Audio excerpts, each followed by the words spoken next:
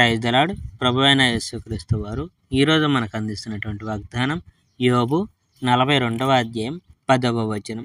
ప్రార్థన చేసినప్పుడు యెహోవా అతని క్షేమస్థితిని మరలా అతనికి దయచేయును. యెహోవాకు యోబు జవాబు. అప్పుడు యెహోవాకు యోబు ఇలా జవాబు చెప్పాడు. యోబు అన్నాడు, యెహోవా, నీవు అన్నీ చేయగలవని నాకు తెలుసు. నీవు పథకాలు వేస్తావు. నీ పథకాల్లో ఏది మార్చబడగలదు, నిలిపివేయబడదు. నా సలహాను గురించి ఈ వేరే ప్రశ్నలు అడుగుతున్న ఇతను ఎవరు అని యెహోవా నీవు ప్రశ్నించావు. నేను యోబును. నాకు అర్థం కాని విషయాలు యెహోవాని అడిగాను. నేను తెలుసుకోలేనంత మరీ విపరీతమైన ఆశ్చర్యకరమైన అద్భుతాల గురించి నేను మాట్లాడాను. యెహోవా, నీవు నాతో, యోబు, నేను నీతో మాట్లాడుతాను. నేను నిన్ను ప్రశ్నలు అడుగుతాను. నీవు నాకు జవాబు ఇవ్వాలి అన్నావు. యెహోవా, ఇది వరకు నిన్ను గురించి నేను విన్నాను, కానీ ఇప్పుడు నా సొంత కళ్ళతో నేను నిన్ను చూశాను కనుక ఇప్పుడు నన్ను గురించి నేను సిగ్గుపడుతున్నాను. యెహోవా, నేను విచారిస్తున్నాను. నేను ఈ ధూళిలో బూడిదలో కూర్చొని ఉండగానే నేను నా జీవితం, నా హృదయం మార్చుకుంటానని వాగ్దానం చేస్తున్నాను. యోబుకు తన ఐశ్వర్యాలను యెహోవా తిరిగి ఇవ్వడం. యెహోవా యోబుతో మాట్లాడడం చాలించిన తరువాత ఆయన ఎలీఫజుతో మాట్లాడినాడు.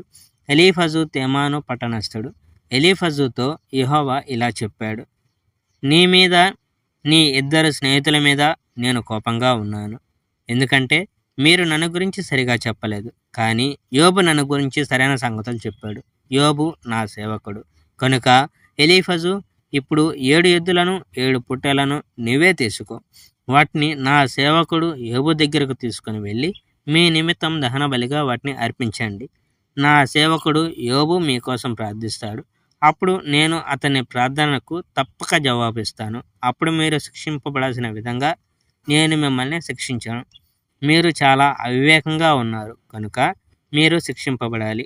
మీరు నన్ను గురించి సరైన సంగతులు చెప్పలేదు, కానీ నా సేవకుడు యోబు నన్ను గురించి సరైన సంగతులు చెప్పాడు కనుక తేమాను వాడగు ఎలీఫజు, షూహీ దేశస్థుడైన బిల్దదు, నయమాతి పట్టణస్థుడైన జోఫరు యెహోవాకు విధేయులయ్యారు.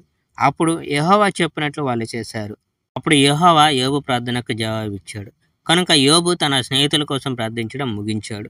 అప్పుడు యెహోవా యోబుకు మరలా విజయం ఇచ్చాడు. యోబుకు అంతకుముందు ఉన్నదానికి 2 దేవుడు ఇచ్చాడు.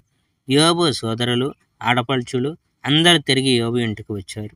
అంతకుముందు యోబును ఎరిగిన ప్రతి ఒక్కరూ అతని ఇంటికి వచ్చారు. వాళ్ళంతా యోబుతో కలిసి విందు భోజనం చేశారు.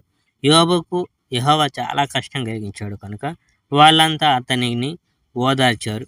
వారొక్కొక్కరు ఒక్కొక్క వెండి నాణెం, ఒక బంగారు ఉంగరం యోబుకి ఇచ్చారు. Praise the Lord. May God bless our India.